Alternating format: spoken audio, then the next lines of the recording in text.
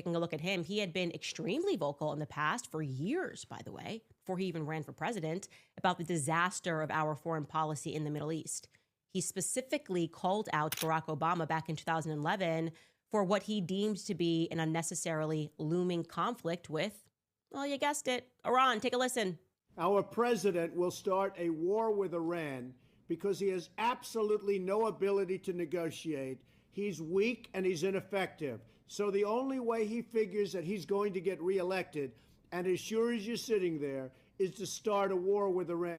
Okay, and he kept up that 4 years later, that same rhetoric during the 2015 Republican presidential election debate. The war in Iraq was a big, fat mistake, all right?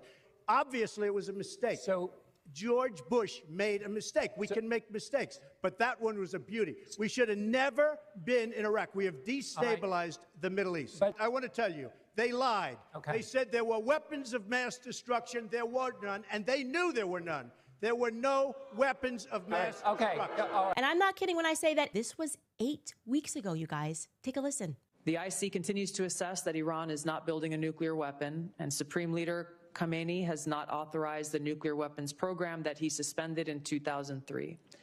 The IC continues to monitor closely if Tehran decides to reauthorize its nuclear weapons program. And Trump has this to say about Tulsi Gabbard, who is his director of national intelligence. You can just dismiss what she says, according to Trump. Take a listen. Mr. President, you've always said that you don't believe Iran should be able to have a nuclear weapon, but how close do you personally think that they were to getting one? Because Tulsi Gabbard testified in March that the intelligence community said Iran wasn't building a nuclear weapon. I don't care what she said. I think they were very close to having it.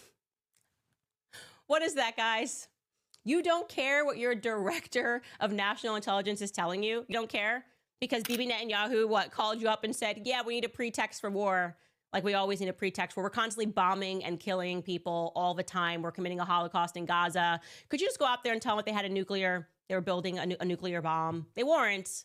And there's been no evidence of that outside of Bibi Netanyahu's trust me, bro, because I guess you have to come up with something to make people hysterical to believe that we have this never ending right to murder human beings. That's what it is. It's a carte blanche that has been handed to Israel to continually murder human beings in the Middle East, to use American soldiers to effect regime changes in the Middle East at the benefit of no one but Israel, okay?